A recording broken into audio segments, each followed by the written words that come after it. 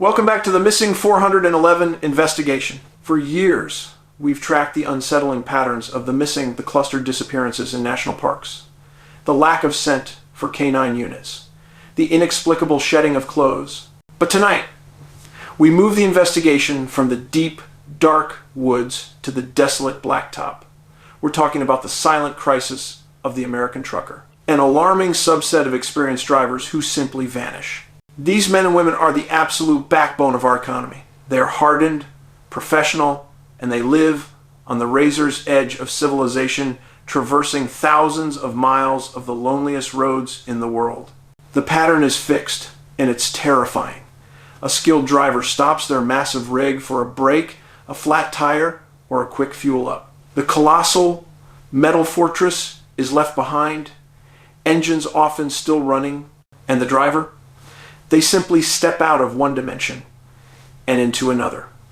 Tonight, we look at what may be the cosmic key to the entire Missing 411 puzzle. This is the final chapter, the culmination of our trucker series.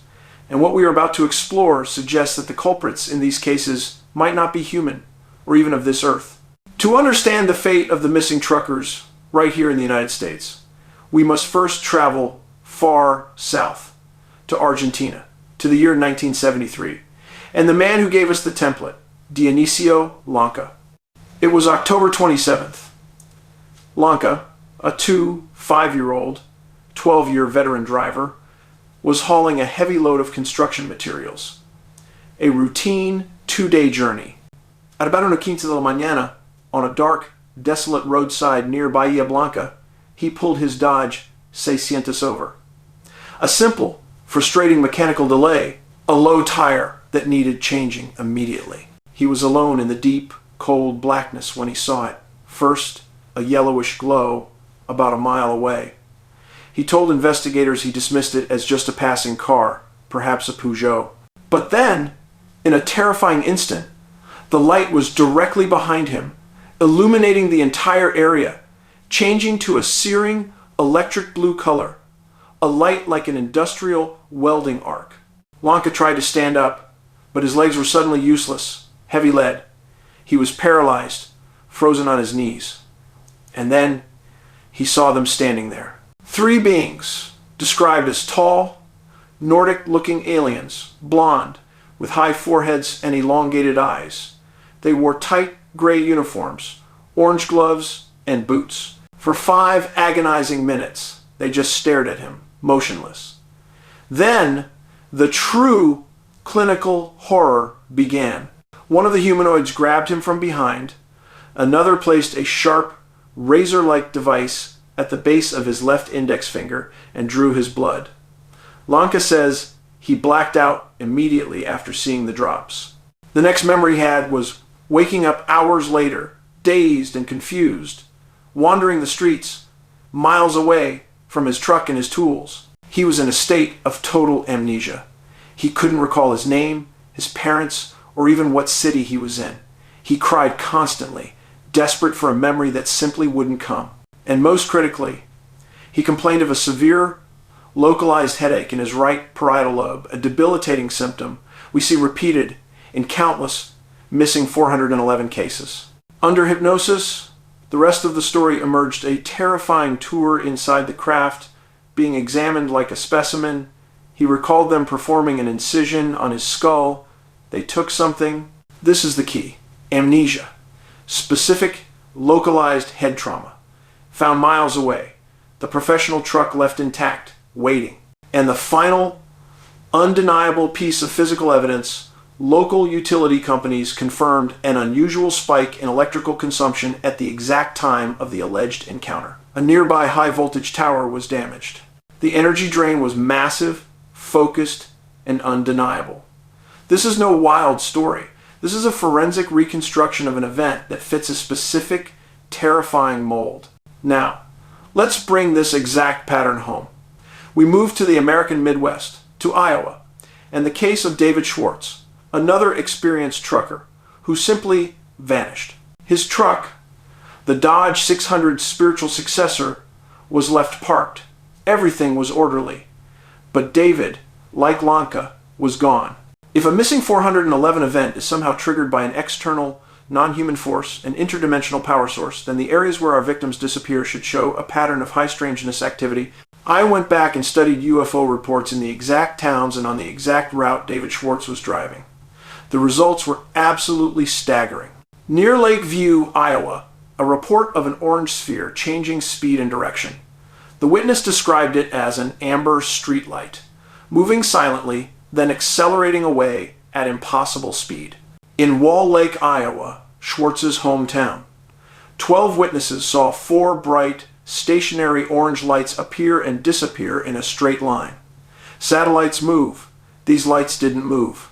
They were posted in Fort Dodge, Iowa, just miles from where Schwarz stopped. A witness filmed a triangle-shaped craft with lights on the points and one in the center, traveling slow, making no sound. They also reported 8 to 10 strange, hyper-bright shooting stars and 2 red orbs traveling in perfect tandem. All of this in a few hours. This is not random. These are not weather balloons or military exercises. These are localized, intense reports of structured craft and pulsing energy orbs concentrated along the highway path of a missing trucker. The phenomenon is not confined to remote mountains. It is actively working on the desolate ribbons of pavement that connect our world.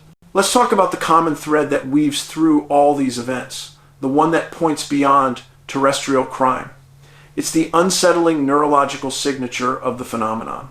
Llanca had an incision and intense pain near his right parietal bone.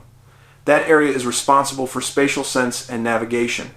If you want to disorient a human being, to make them unable to recognize their home, their name, or their surroundings, you target that specific neurological zone.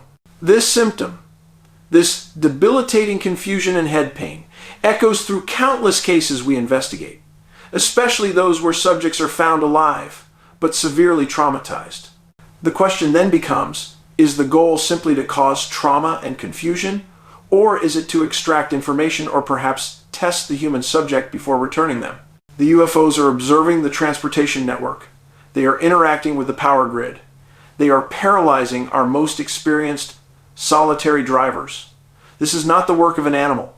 This is an operation. So, what are we really looking at? The phenomenon is highly selective, surgically precise, and exhibits technological capabilities far beyond our own. This brings us to a critical junction in the missing 411 investigation, the intersection of alien abduction reports and a deeper, more profound truth. It's time to confront the elephant in the room, the dimensional rift, a tier in reality that we occasionally stumble into. What if the remote areas, the high-energy environments, the desolate stretches of highway, are not just places where people vanish, but are conduits for an intelligence that operates outside our 3 dimensions? Imagine this: the glowing orbs, the silent craft, the instantaneous disappearances. These are not ships in the traditional sense. They are the visible, high-energy side effects of an intelligence crossing over. The massive energy surge required to shift a living human being from one reality to another would explain the power drain in the Llanca case and the vehicle malfunctions that always precede a disappearance. In this scenario, a solitary trucker is simply standing on the wrong spot when the rift opens. They are instantaneously pulled from our reality, examined, and then ejected. They are returned miles away, their parietal lobes scrambled by the immense physical and mental trauma of crossing the void. This hypothesis unifies the seemingly disparate evidence. It explains the cryptid reports often seen near these clusters. They may be organisms that exist within the rift and occasionally bleed into our reality. It also explains the strange, almost ritualistic removal of clothing. Are the subjects being processed for an environment where human apparel is simply a contamination? The true danger isn't the creature in the woods. The true danger is the road itself, which, at certain times, under certain conditions, becomes a porous membrane between worlds. Think about the truckers. The most experienced navigators on Earth are vanishing from the most straightforward locations, pulled by a force that uses the very fabric of space and time as its weapon. We have to ask, Could David Schwarz be out there right now, wandering a landscape that exists just a hair's breadth from our own, desperately looking for a way back to a familiar Iowa highway? The circumstantial evidence, the glowing orbs, the silent flying triangles, the concentrated energy reports on his route is no longer circumstantial. It is the signature of an intelligent, non-human agency. The patterns we've uncovered demand that law enforcement, investigators, and the public stop dismissing these phenomena as wild speculation. The trauma is real. The disappearances are real. The evidence from Argentina's damaged power grid to Iowa's rash of silent orange spheres is all pointing toward an answer we are fundamentally terrified to accept. So, for those of you on the road tonight, you must pay attention to the absolute silence. Be aware of the lights that don't move like aircraft. And remember the lesson of Dionisio Llanca. Sometimes the greatest danger lies not in the darkness ahead of you, but in the tear in reality that opens up right behind you. We will continue to track these cases. We will continue to build the database. And we will continue to ask the uncomfortable questions about what truly lies just beyond the edges of our perception. This is David Paulides, and this is Missing 411. Until next time, be safe out there.